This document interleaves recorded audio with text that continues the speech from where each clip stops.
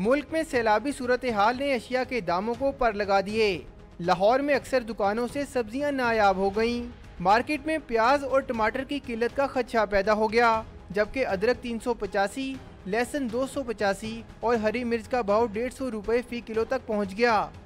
जो मिल रही है उनकी कीमतें तो पहले ही बहुत ज़्यादा है।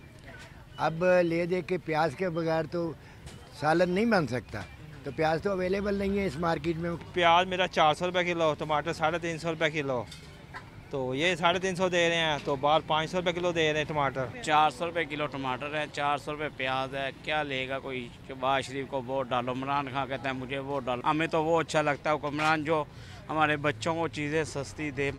खरीदारों के साथ दुकानदार भी दोहरी परेशानी का शिकार हैं कि मंडी में सब्जियों की सप्लाई ना होने के बराबर है।